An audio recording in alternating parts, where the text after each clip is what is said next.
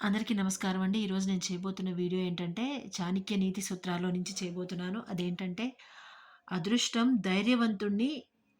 ధైర్యవంతుడికి తోడుగా ఉంటుంది. కానీ, అదృష్టాన్ని నమ్ముకొని కూర్చుంటే పనులు జరగవు. ఈ 2 లైన్స్ నేను చూడడం జరిగిందండి. అయి 2 కొంచెం రిలేటెడ్‌గా అనిపించాయి. సో, అందుకని ఈ 2 టాపిక్స్ మీద నేను వీడియో చేయబోతున్నాను.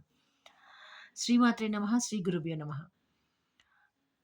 నేను చెప్పింది అర్థమైంది కదండీ!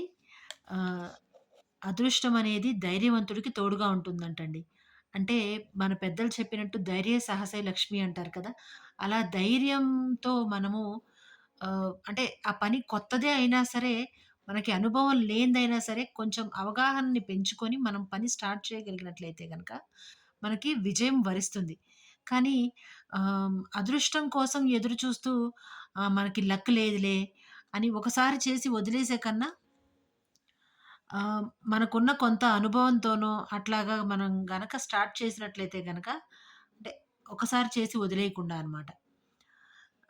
అలా చేస్తే గనక మనల్ని మనకి విజయం ప్రాప్తిస్తుంది.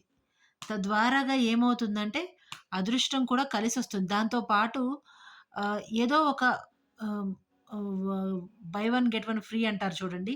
అలాగా ఆ విజయంతో పాటు అదృష్ట లక్ష్మి కూడా మనకి ఎంతో కొంత పేరుని కావచ్చు, లేదంటే ఇంకేదైనా కూడా కలిసి రావచ్చు. కానీ అదృష్టం కోసం మనం ఎదురు చూస్తూ కూర్చుంటే మాత్రం ఏ పని జరగదండి.